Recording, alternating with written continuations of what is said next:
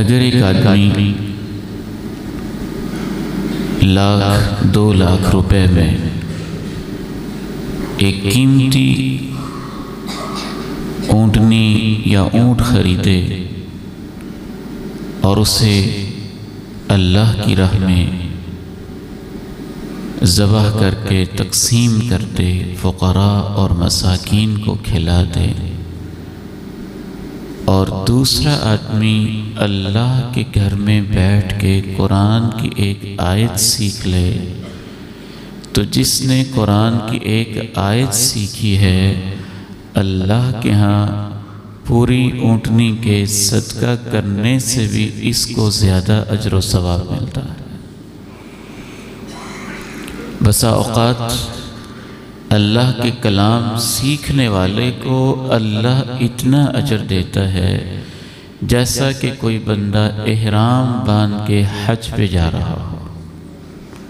قرآن سیکھنا عظمت ہے اور فضیلت ہے۔ دوسرا سبق آپ کے پاس موجود ہے، آپ اسے کھولیے اور اللہ کی توفیق سے ہم آغاز کرتے ہیں۔ اعوذ باللہ من الشیطان الرجیم والذین یقولون ربنا اصرف عنا عذاب جہنم إن عذابها كان غراما إنها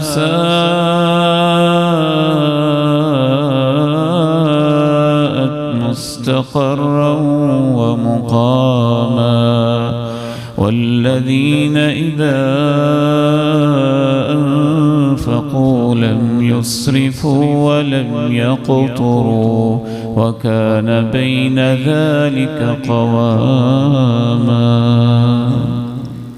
والذین، میرے بندے وہ ہیں، رحمان کے بندے وہ ہیں، الذین جو یقولون کہتے ہیں، ربنا اے ہمارے رب، اسرف پھیر دیجئے، ہٹا دیجئے، عنا ہم سے، عذاب جہنم، جہنم کا عذاب، ان عذابها بے شک اس کا عذاب، کانا ایسا ہے، غراما کہ چمٹ جاتا ہے،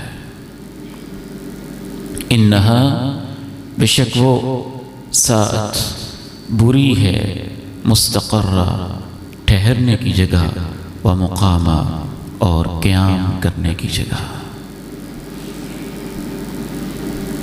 اہل ایمان رحمان کے بندوں کی یہ صفت ہے کہ ان کے دل میں نیکیاں کر کے بھی جہنم کا خوف ہوتا ہے، اللہ کی پکڑ کا خوف ہوتا ہے، وہ سب کچھ کر کے بھی سمجھتے ہیں ہم نے کچھ نہیں کیا ہے، وہ اللہ کی راہوں میں خرچ کر کے بھی کہتے ہیں ہم گناہگار ہیں، رب عظیم ہے، اس کے شایان شاں ہو سکا ہے کہ نہیں، یا اللہ قبول کر لینا۔ رحمان کے بندوں کی یہ صفت ہے، وہ نیکیاں کر کے اتراتے نہیں، یہ نہیں سمجھتے کہ ہم تو گارنٹی شدہ جنتی ہیں اور ہمیں تو کسی چیز کی کوئی فکر نہیں ہے، وہ جانتے ہوتے ہیں سب کچھ کر کے بھی ہم خطاکار ہیں، ہم سیاکار ہیں، ہم گناہگار ہیں، اور کہتے رہتے ہیں اللہ ہمارے کسی گناہ پہ بھی پکڑ ہو سکتی ہے اور پکڑ کے نتیجے میں جہنم میں پھینکا جا سکتا ہے، اے اللہ تو ہمیں جہنم کے عذاب سے بچا لینا۔ كانوا قليلا من الليل ما يهجعون وبالأسحار هم يستغفرون۔ رحمان کے بندوں کی اللہ نے ایک اور مقام پہ صفت بیان کی کہ راتوں کو تہجد پڑھتے تھے اور سحری کے وقت پھر بھی معافیاں مانگتے تھے۔ الذين يؤتون ما آتوا وقلوبهم وجلة أنهم إلى ربهم راجعون۔ اللہ کی راہ میں دیتے تھے اور پھر بھی ڈرتے تھے کہ اللہ تیرے پاس جانا ہے، اس کو قبول کر لینا۔ جناب ابراہیم نے کیا کیا قربانیاں دی ہیں، باپ کی دھمکیاں صحیح ہیں، اپنے خاندان کو قربان کیا ہے، ویرانے میں آباد ہوئے ہیں۔ اللہ نے کہا ہے میرا گھر بناؤ، اور بنانے کے بعد فخر نہیں کر رہے، کیا کہہ رہے ہیں؟ ربنا تقبل منا انك انت السمیع العلیم، اے اللہ تو قبول کر لینا، تو سننے والا ہے، تو ہی خوب جاننے والا ہے۔ جناب ابو بکر رضی اللہ تعالی عنہ نے اللہ کی راہ میں کیا کیا قربانیاں دی ہیں، پیغمبر کی کیسی کیسی رفاقت اختیار کی ہے، لیکن دنیا سے جاتے ہوئے وہ بھی آنسو بہا رہے ہیں۔ جناب عمر رضی اللہ تعالی عنہ نے دین کے لیے کیا کیا خدمات سر انجام دی ہیں، جب وہ اللہ کے پاس جا رہے ہیں تو ان کی بھی ایک کیفیت ہے کہ اپنے بیٹے سے کہتے ہیں بیٹا عمر کا سر زمین پہ رکھ دو، وہ زمین پہ رکھ دیتا ہے، اپنے گال اور رخسار کو زمین کے اوپر رگڑ رگڑ کے کہہ رہے ہیں وَيْلٌ لَكَ وَوَيْلٌ لِأُمِّكَ إِن لَّمْ يُغْفَرْ لَكَ يَا عمر، عمر اگر کسی گناہ پہ اللہ نے تجھے پکڑ لیا اور تجھے معاف نہ کیا تو تیرا کیا بنے گا۔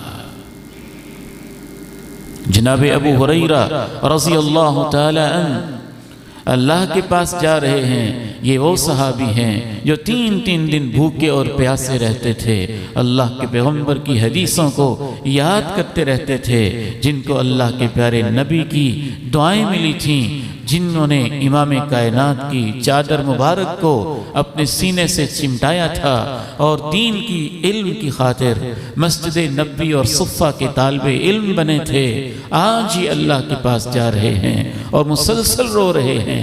پوچھنے والا پوچھتا ہے آپ اتنا کیوں رو رہے ہیں؟ کہتے ہیں واللہ لا ابکی علی دنیاکم ہذہ، اللہ کی قسم ہے میں تمہاری دنیا کی وجہ سے نہیں رو رہا، میں اس لیے نہیں رو رہا کہ میرے بچوں کا کیا بنے گا، گھر والوں کا کیا بنے گا، میرے فلاں چیز کا کیا بنے گا، میں دنیا کی وجہ سے بالکل نہیں رو رہا۔ تو کیوں رو رہے ہیں؟ کہا میں اس وجہ سے رو رہا ہوں علی قلت زادی و بعد سفری، کہ سفر آگے شروع ہونے والا بہت لمبا ہے اور میرے پاس نیکیوں کا سامان تھوڑا ہے۔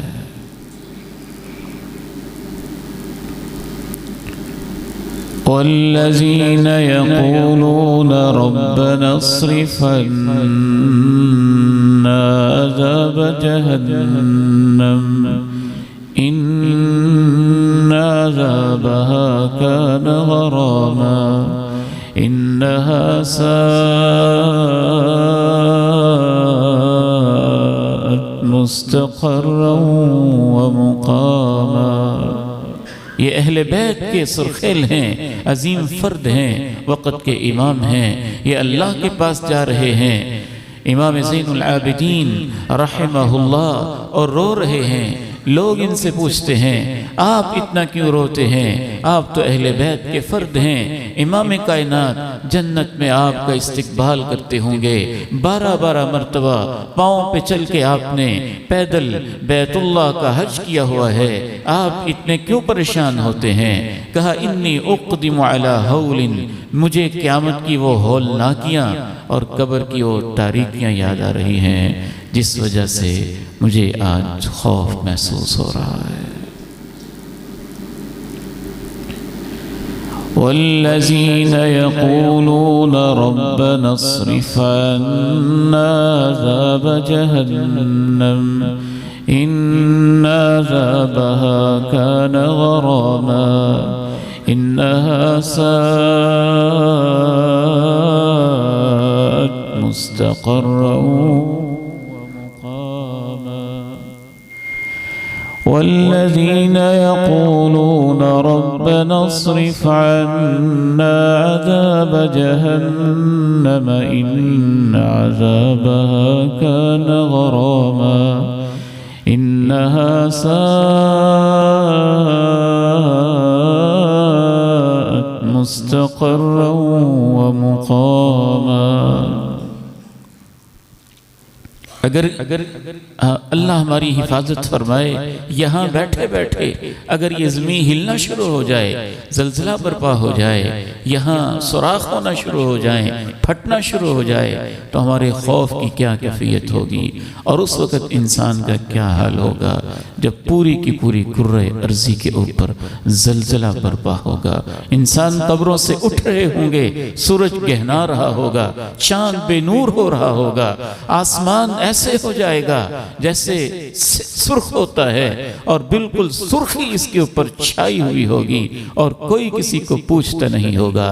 اہل ایمان اس دن سے ڈرتے ہیں، بے خوف نہیں رہتے ہیں۔ ابھی ہم نے نماز کے اندر جو آیات سنی ہے، اس میں بھی اللہ نے اہل ایمان کی علامت بیان کی۔ انما نطعمكم لوجه الله لا نريد منكم جزاء ولا شكورا إنا نخاف من ربنا يوما عبوسا قمطريرا فوقاهم الله شر ذلك اليوم ولقاهم نضرة وسرورا۔ ہم جو بھی نیکی اور صدقہ و خیرات کر رہے ہیں، ہم تو اس لیے کر رہے ہیں، ہمیں اس دن سے بڑا ڈر لگتا ہے جو بڑا ہی غصے والا، پریشانی والا ہوگا۔ حضرت عمر رضی اللہ تعالی عنہ کعب الاحبار سے کہتے ہیں، ہمیں کوئی بات تو سنائیں، تو کعب الاحبار کہتے ہیں، اے عمر، قیامت کے دن ایک ایسا مرحلہ بھی آئے گا جب جہنم کو میدان محشر میں لایا جائے گا، اور وہ کیا منظر ہوگا؟ حدیث میں اس کی منظر کشی بھی کی گئی، لہا 70,000 زمام مع کل زمام 70,000 ملک، 70,000 لگامیں ڈالی ہوں گی، لیکن جہنم اس کے باوجود چنگھاڑ رہی ہوگی، ایک ایک لگام کو 70,000 فرشتوں نے پکڑا ہوا ہوگا۔ تدعو من ادبر وتولى، غصے کے ساتھ چنگھاڑتی ہوگی۔ جناب کعب کہتے ہیں، عمر، اس وقت جب جہنم کو لایا جائے گا، اللہ کے نبی اور فرشتے بھی جہنم کو دیکھ کے گھٹنوں کے بل گر پڑیں گے۔ والذین یقولون ربنا اصرف عنا عذاب جہنم ان عذابها كان غراما۔ ابو ہریرہ جیسے انسان بھی کہتے ہیں، آپ کیوں روتے ہیں؟ جناب ابو ہریرہ رضی اللہ تعالیٰ عنہ کہتے ہیں، مجھے نظر آ رہا ہے مرحلے بڑے مشکل ہیں، چڑھائیاں سی ہیں، اور اس کے بعد یا جنت میں جانا ہے یا جہنم میں جانا پڑے گا۔ ابو ہریرہ کو کوئی نہیں پتا کہ مجھے کس طرف لے جایا جائے گا۔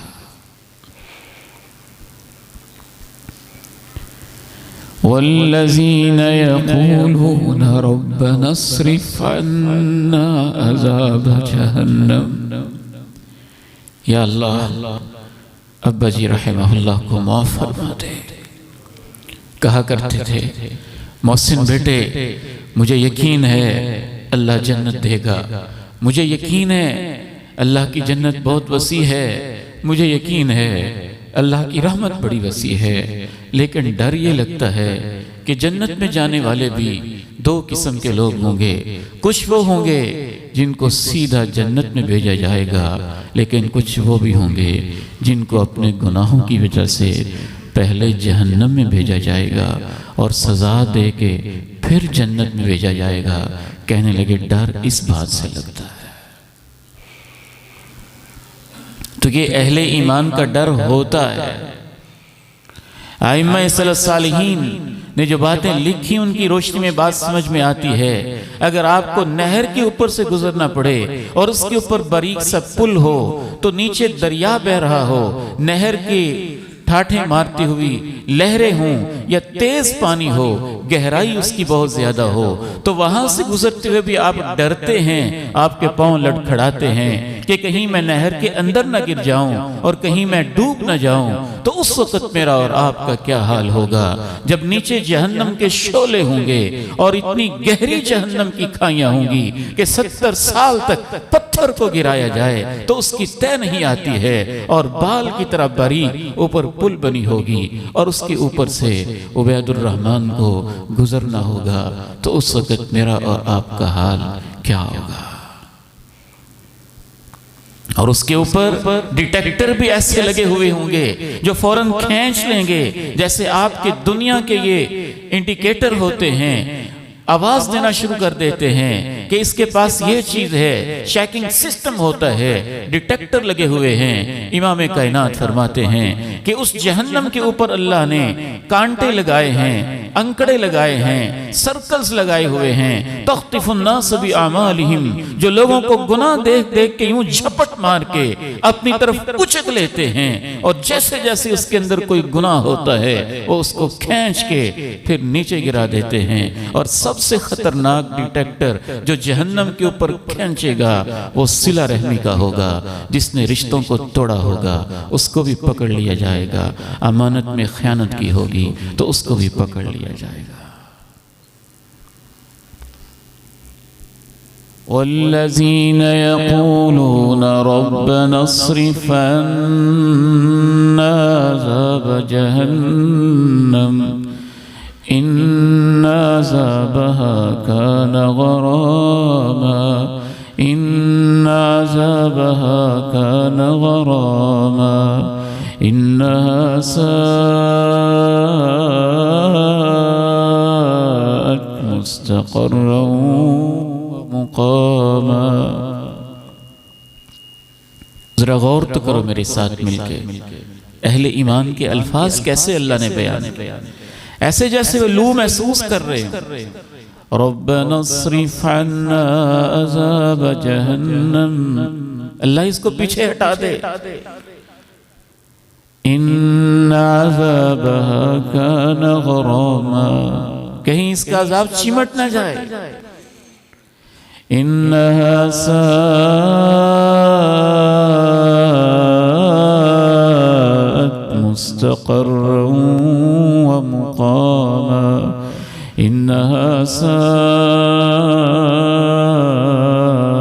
مستقرا ومقاما۔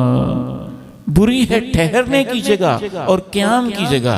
یہ ٹھہرنے کی جگہ اور قیام کی جگہ دو لفظ کیوں ہیں؟ دیکھنے میں یوں لگتا ہے کہ ٹھہرنا بھی وہ ہے، قیام بھی وہ ہے۔ اہل علم نے فرق بیان یہ کیا ہے، ٹھہرنے کی جگہ مستقر کا مطلب یہ ہوتا ہے جہاں آپ تھوڑی دیر کے لیے رکتے ہیں، اور مقام کا مطلب ہوتا ہے جہاں آپ کی رہائش بن جاتی ہے اور آپ زیادہ دیر قیام پذیر ہو جاتے ہیں، وہاں آپ کو رہنا ہی پڑتا ہے۔ اہل ایمان کہتے ہیں اے اللہ تھوڑی دیر کے لیے رکنا پڑے پھر بھی بڑی بری جگہ ہے، اور اندر ہی رہائش بن جائے تو بھی بری جگہ ہے، دونوں کیفیتوں سے تو ہمیں بچا لے۔ اہل ایمان کی یہ علامت۔ اس کے بعد اگلی علامت، اگلی صفت ان کی کیا ہے؟ والذین اذا انفقوا لم يسرفوا ولم يقتروا وكان بين ذلك قواما۔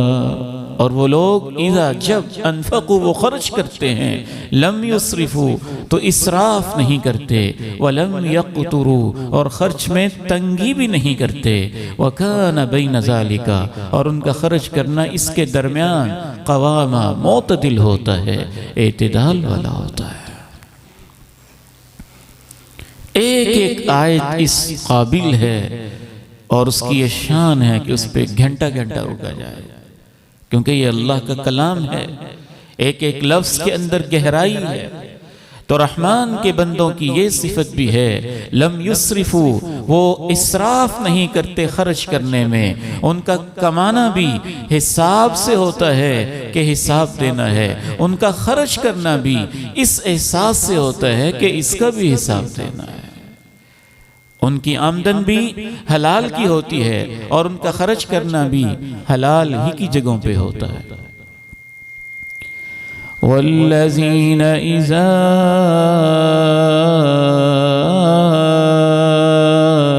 أَنفَقُوا لَمْ يُسْرِفُوا وَلَمْ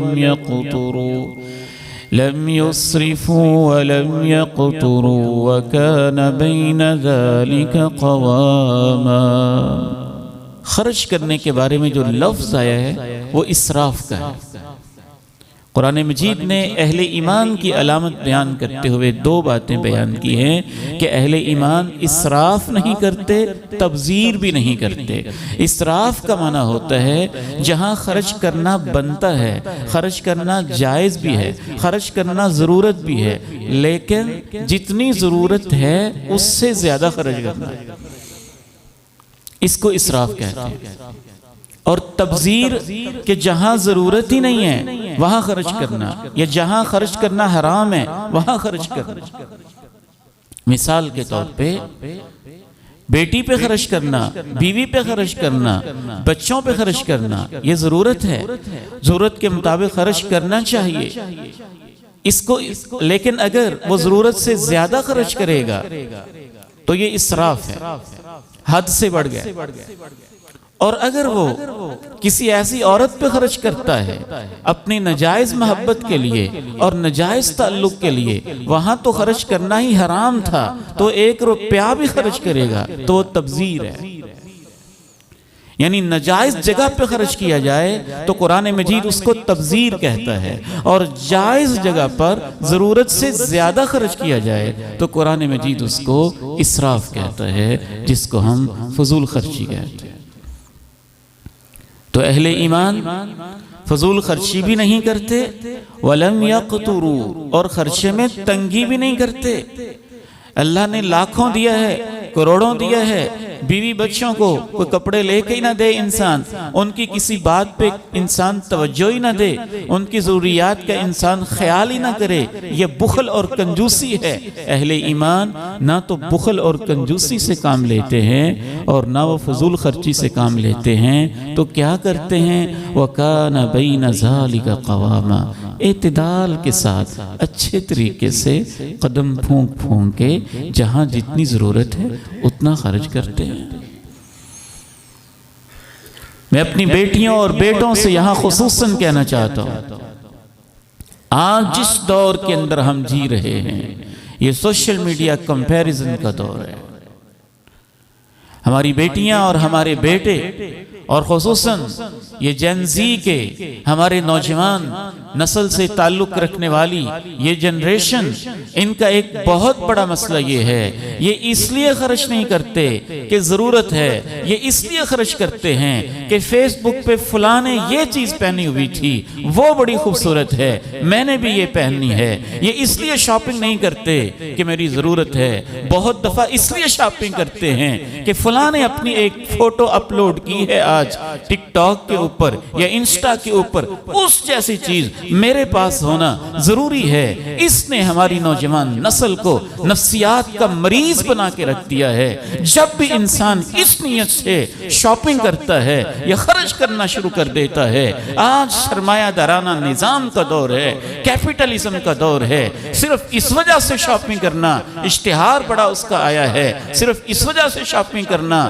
ہمارے کزن نے ایسی چیز لی ہے، صرف اس وجہ سے شاپنگ کرنا فلاں ایکٹر نے ایسے کیا ہے، صرف اس وجہ سے شاپنگ کرنا کہ فلاں ایکٹریس نے ایسا لباس پہنا ہے، صرف اس وجہ سے شاپنگ کرنا کہ فلاں ماڈل ایسے کرتا ہے۔ یہ اس قسم کی فضول خرچی ہے۔ جو بیٹے اور بیٹیاں اس مرض کے اندر مبتلا ہو جاتے ہیں، جیسے جیسے خرچ کرتے جاتے ہیں مرض بڑھتا جاتا ہے، مرض بڑھتا جاتا ہے، حتیٰ کہ نفسیاتی مریض بن جاتے ہیں اور ہمیشہ کمپیریزن کرتے ہوئے خرچ کرتے ہیں۔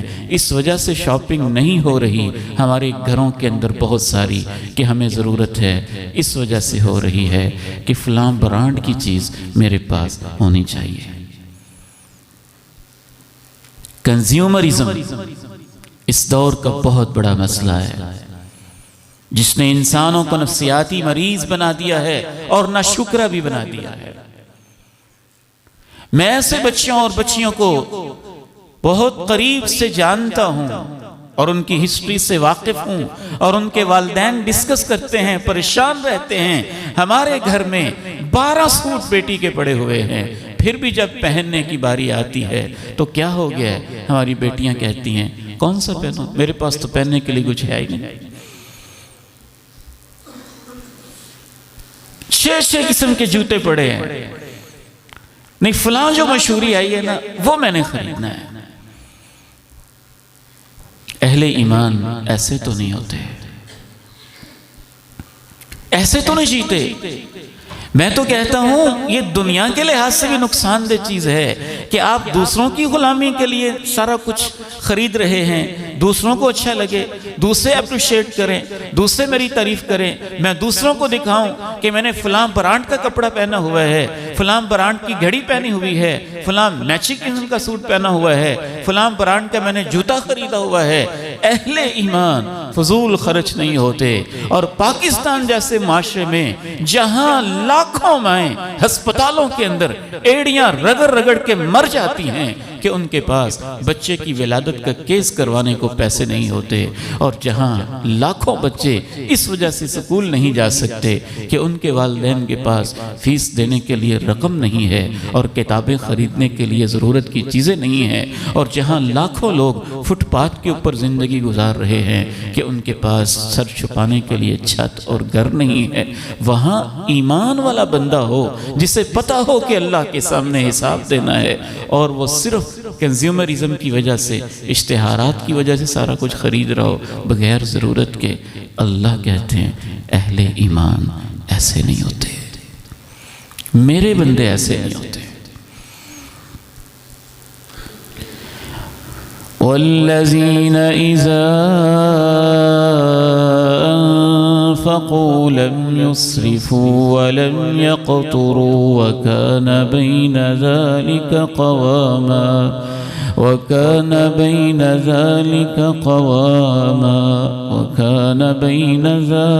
قواما۔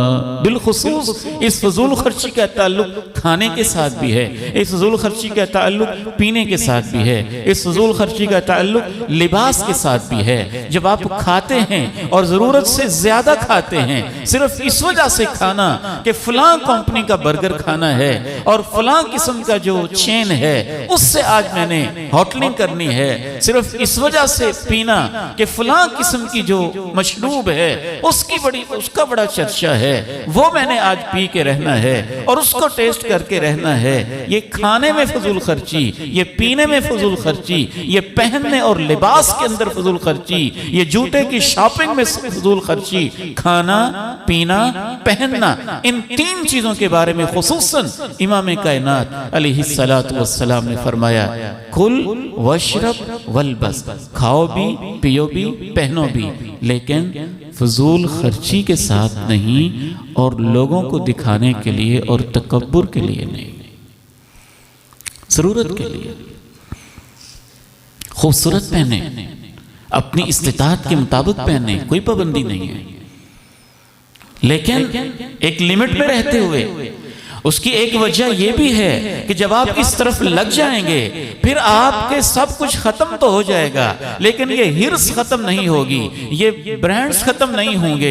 ایک ایک چیز کے 200 برانڈز ہیں، کہاں کہاں تک آپ جائیں گے، کہاں کہاں تک آپ فضول خرچی کریں گے۔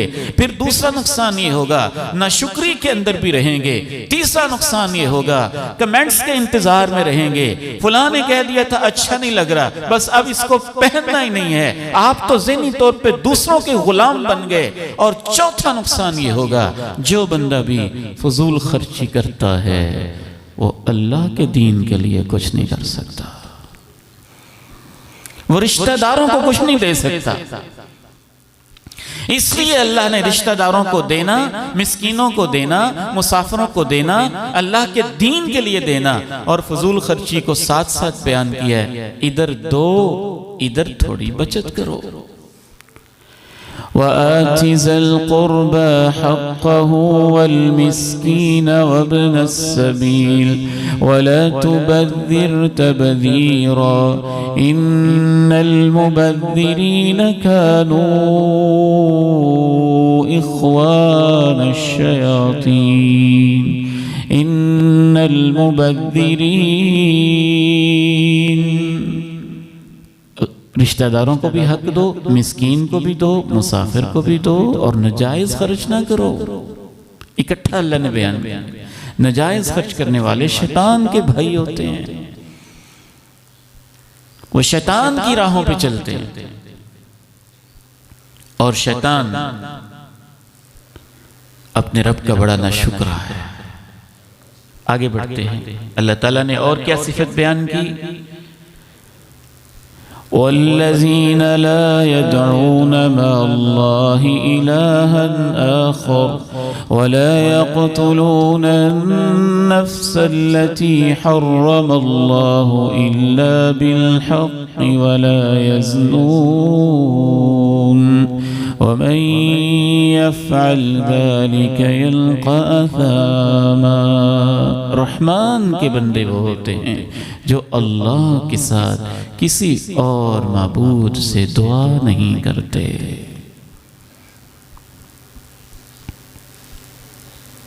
یہ رحمان کے بندوں کی خاص صفت ہے، ان کی جھولیاں رب کے سامنے پھیلتی ہیں، ان کی ہاتھ اللہ کے سامنے اٹھتے ہیں، ان کی زبانوں پہ دعا اللہ سے ہی آتی ہے، وہ اللہ ہی کو مشکل کشا سمجھتے ہیں، وہ اللہ ہی کو حاجت روا سمجھتے ہیں، وہ اپنی پریشانیاں اللہ ہی کے سامنے رکھتے ہیں، وہ اپنی مشکلیں اللہ ہی کے سامنے پیش کرتے ہیں، ان کی پیشانیاں اللہ ہی کے سامنے جھکتی ہیں، وہ اللہ ہی کو سمجھتے ہیں کہ ہر زبان کو سمجھتا ہے، ہر ایک کی سنتا ہے، ہر جگہ سے سنتا ہے، پکار کا جواب بھی دیتا ہے، مشکلوں کو دور بھی کرتا ہے۔ رحمان کے بندے وہ ہوتے ہیں، جناب آدم کی طرح جنت میں مشکل پیش آئی ہے اور نکال دیے گئے ہیں تو تب بھی کہہ رہے ہیں ربنا ظلمنا انفسنا وان لم تغفر لنا وترحمنا لنكونن من الخاسرین۔ وہ جناب یونس کی طرح ہوتے ہیں، مچھلی کے پیٹ کے اندر چلے گئے ہیں، تین تاریکیوں میں،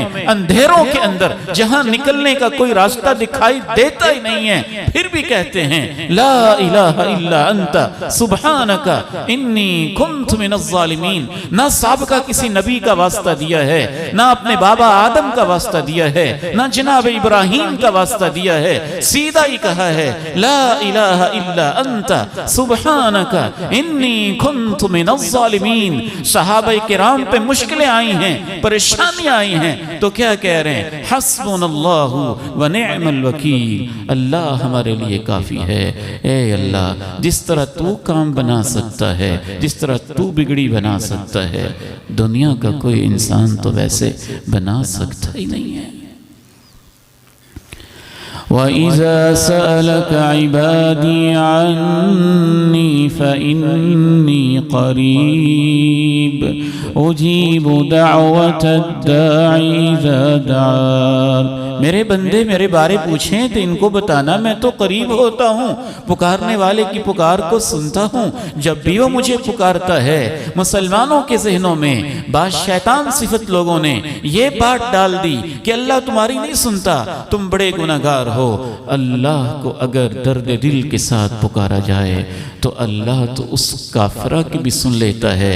صحیح بخاری میں واقعہ آتا ہے، میں پڑھ کے حیران رہ جاتا ہوں۔ ایک عورت کہا کرتی تھی ہار والا دن، ہار والا دن۔ ماں جی عائشہ نے پوچھا وہ ہار والا دن کیا تم ہر وقت اس کو یاد کرتی رہتی ہو؟ کوئی خاص بات ہوئی تھی؟ کہاں ہاں، ایک ہار تھا، جن مالکوں کے گھر میں کام کرتی تھی ان کی شادی کا موقع تھا، دلہن نے وہ پہننا تھا۔ وہ نہانے کے لیے جب اس کا انتظام کر رہے تھے، اس نے ہار ایک سائڈ پہ رکھ دیا، چیل آئی، اس نے اسے گوشت سمجھا، سرخ رنگ کا تھا، گوشت کی بوٹی سمجھ کے چیل اس کو اٹھا کے لے گئی۔ سب نے میرے اوپر الزام لگا دیا، میں نوکرانی تھی، غریب عورت تھی، تو نے ہار چرایا ہے، میں ان کو لاکھ کہوں چیل لے گئی ہے، دیکھتے ہیں چیل لے گئی ہے، تو نے چھپا کے سونے کا ہماری بیٹی کا قیمتی ہار نام چیل کا لگاتی ہے۔ کہتی میں تو نہیں جانتی تھی رب کون ہوتا ہے، پکارتے اس کو کیسے ہیں، لیکن مجھے انہوں نے اتنا ذلیل کیا، میرے کپڑے تک اتارنے لگ گئے، لوگ جمع ہو گئے، میرا تماشا بننے لگا۔ میں نے بس سنا ہوا تھا کوئی اللہ بھی ہوتا ہے، میں نے کہا اللہ آج اس پریشانی سے مجھے نجات دے دے۔ ادھر میں نے الفاظ کہے، ادھر وہ چیل واپس آئی اور سب کے سامنے وہ ہار واپس پھینک کے چلی گئی۔ اس کے بعد میں نے کہا میں اس گھر میں نہیں رہوں گی، اور اللہ نے مجھے وہاں سے نکالا، اور اس عورت کو اللہ نے وہاں سے نکال کے پیغمبر کی صحابیہ بنا دیا، اور امام کائنات نے اسے مسجد نبوی کے دامن میں رہنے کے لیے جگہ دے دی۔ اللہ سے مانگتے ہیں وہ، غیر اللہ سے نہیں مانگتے۔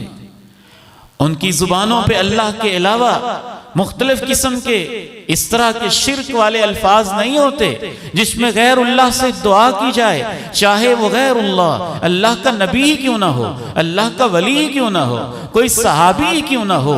قرآن مجید کے اندر یہ واضح لکھا ہوا ہے کہ قیامت کے دن اللہ جناب عیسیٰ کو اپنے سامنے کھڑا کر کے پوچھیں گے، یہ عیسائی لوگ اے عیسیٰ تجھ سے دعائیں کیا کرتے تھے، کیا آپ نے ان سے کہا تھا کہ مجھے چھوڑ کے تجھ سے مانگا کریں؟ سورہ مائدہ پڑھ کے دیکھ لیں۔ وَإِذْ قَالَ اللَّهُ يَا عِيسَى ابْنَ مَرْيَمَ أَأَنْتَ قُلْتَ لِلنَّاسِ اتَّخِذُونِي وَأُمِّيَ إِلَٰهَيْنِ مِن دُونِ اللَّهِ۔ اس وقت کو یاد کرو جب اللہ عیسیٰ بن مریم کو اپنے سامنے کھڑا کر کے پوچھے گا کیا تو نے ان سے کہا تھا کہ اللہ کے علاوہ تجھے اور تیری ماں کو بھی مشکل کشا بنا لیں؟ یہ شیطان نے ذہنوں میں وسوسہ ڈالا کہ صرف بتوں سے مانگنا شرک ہوتا ہے، بتوں سے مانگنا بھی شرک ہے، بتوں کے علاوہ اگر کوئی اللہ کے نبی کو وہ مقام دے دیتا ہے، کسی اللہ کے ولی کو وہ مقام دے دیتا ہے جو اللہ کا مقام بنتا ہے، تو وہ شرک کر رہا ہے۔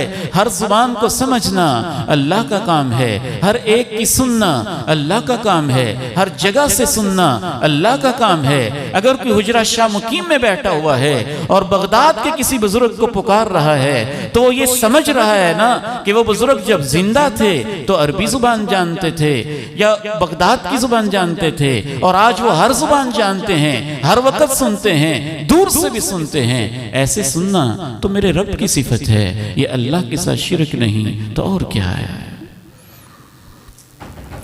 وَالَّذِينَ لَا يَدْعُونَ مَعَ اللَّهِ إِلَٰهًا آخَرَ، رحمان کے بندے رحمان کے علاوہ کسی اور سے دعا نہیں کرتے ہیں۔ آگے بڑھیے۔ وَلَا يَقْتُلُونَ النَّفْسَ الَّتِي حَرَّمَ اللَّهُ إِلَّا بِالْحَقِّ وَلَا يَقْتُلُونَ النَّفْسَ الَّتِي حَرَّمَ اللَّهُ إِلَّا بِالْحَقِّ، اور وہ قتل نہیں کرتے کسی بھی جان کو جس کا قتل کرنا اللہ نے حرام کیا ہے مگر حق کے ساتھ۔ ان کے ہاتھ خون سے رنگین نہیں ہوتے، وہ قاتل نہیں ہوتے۔ شرک کے بعد اللہ نے قتل کا تذکرہ کیا ہے، جس سے یہ پتہ چلتا ہے کہ اللہ کے نزدیک حقوق اللہ میں سب سے بڑا گناہ شرک کرنا ہے، اور حقوق العباد میں سب سے بڑا گناہ قتل کرنا ہے۔ من اشار الى اخیہ المسلم بحدیدہ، جو کسی مسلمان کی طرف صرف اسلحے سے اشارہ کرتا ہے، ابھی قتل نہیں کرتا، لعنتہ الملائکہ، اللہ کے فرشتے اس پہ لعنت بھیجتے ہیں۔ اس آیت کو سنیے، یہاں اللہ کے کہنے کا انداز کیا ہے۔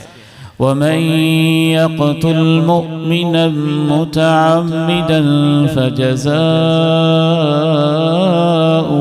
جَهَنَّمُ خَالِدًا فِيهَا وغضب اللہ علیہ ولعنہ وأعد له عذابا عظیما۔ جو کسی مسلمان کو جان بوجھ کے قتل کرے گا اس کی سزا جہنم ہے، اس میں ہمیشہ رہے گا۔ کسی گناہ کے بارے میں اللہ نے یہ نہیں کہا مسلمان کو کہ جو ایسے کرے گا ہمیشہ رہے گا۔ قتل ایسا گناہ ہے کہ اللہ نے کہا جو جان بوجھ کے مسلمان کا خون بہائے گا جہنم میں ہمیشہ رہے گا۔ اس پہ اللہ ناراض ہوگا، اس پہ اللہ کی لعنت ہوگی، اور اس کے لیے اللہ نے بڑا عذاب تیار کیا ہوگا۔ امام کائنات علیہ السلام فرماتے ہیں کہ قیامت کے دن مقتول آئے گا، اس نے اپنے قاتل کے سر کو پکڑا ہوگا اور مقتول کی رگوں سے خون بہہ رہا ہوگا، اور قاتل کے سر کو یوں پکڑ کے عرش عظیم کی طرف کھینچ کے لا کے کہے گا اے اللہ اس سے پوچھنا اس نے مجھے کیوں قتل کیا تھا، مطلب کیا اس نے میری اہلیہ کو بیوہ اور میرے بچوں کو یتیم کیوں کیا تھا، آج تیری عدالت ہے تو اس سے پوچھنا۔ ہمارا دین تو اپنے آپ کو قتل کرنے کی بھی اجازت نہیں دیتا، جس کو ہم خودکشی کہتے ہیں، جو انسان ایسے کرتا ہے۔ امام کائنات کہتے ہیں جس انداز سے اپنے آپ کو قتل کرتا ہے اس انداز کو بھگتتا ہی رہتا ہے۔ زہر پی ہے تو 50,000 سال کے دن میں زہر ہی پیتا رہتا ہے۔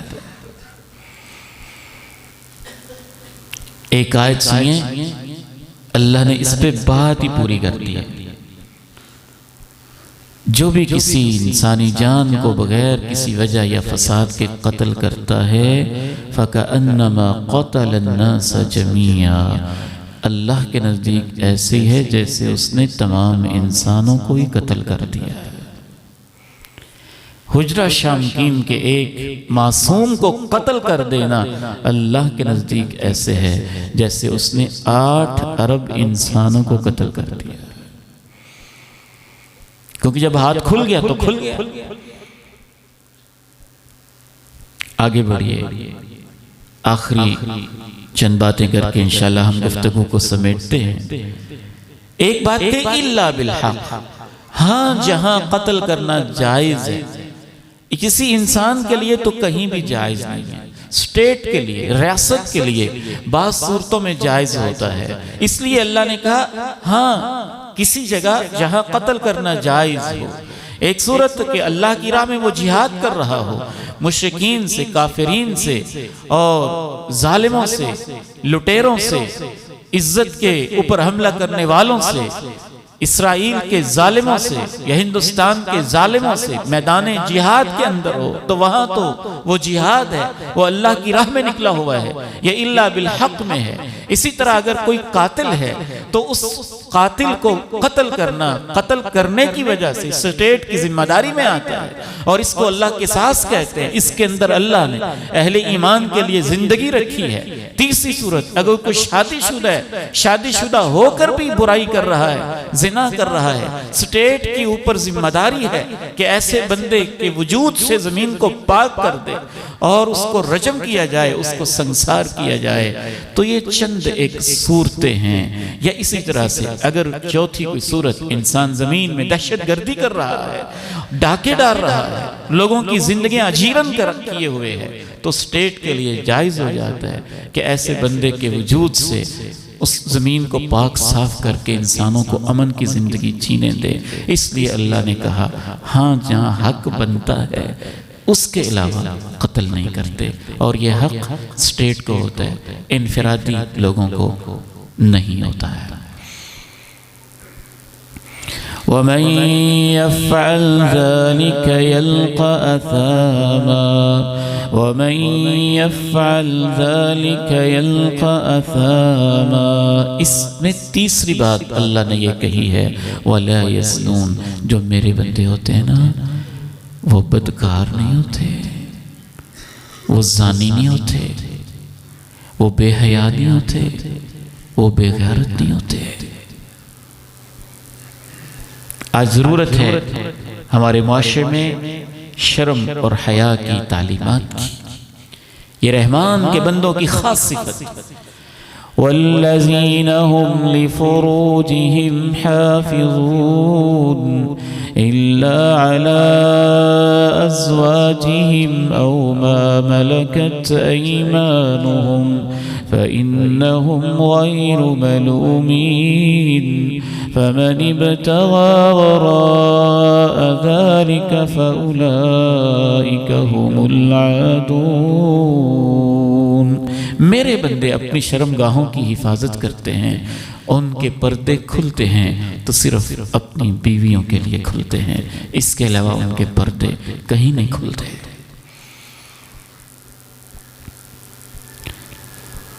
رحمان کے بندے حیا والے ہوتے ہیں۔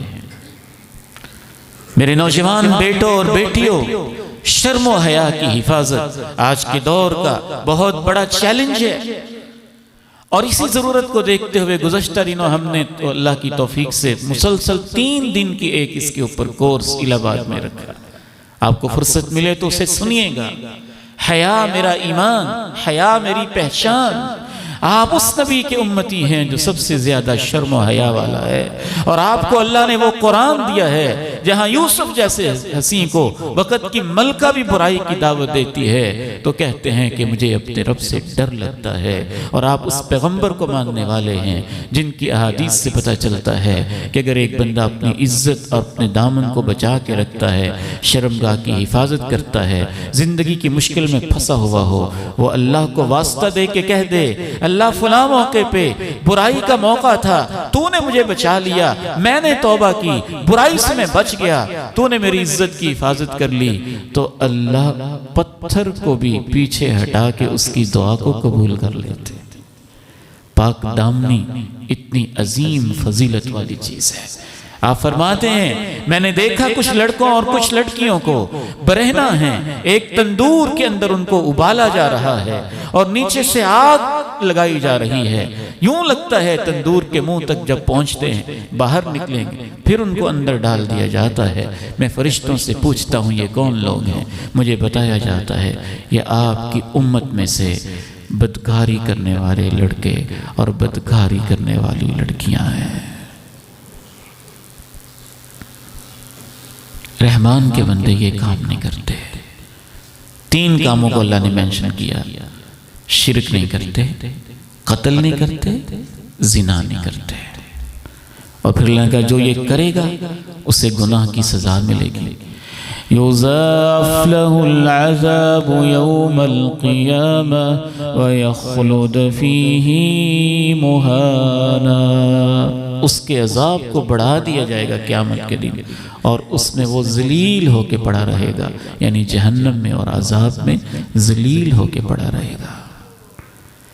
ہم انسان ہیں، اگر ان میں سے کوئی غلطی ہو گئی ہے تو حل کیا ہے؟ وہ اللہ نے آگے بیان کیا ہے، اور کل انشاءاللہ ہم اس کو پڑھیں گے۔ تیسرے سبق کے اندر اللہ نے وہ بھی بیان کیا ہے اور بڑی تفصیل کے ساتھ بیان کیا ہے۔ رب کریم سے دعا ہے کہ یہ قرآن کی محفل، یہ قرآن کی رونق، یہ قرآن کی محبت اللہ تعالیٰ قبول فرما لے۔ آپ جس شوق سے تشریف لا رہے ہیں اللہ تعالیٰ آپ کا آنا بھی قبول فرما لے۔ آپ سب سے دعاؤں کی درخواست ہے۔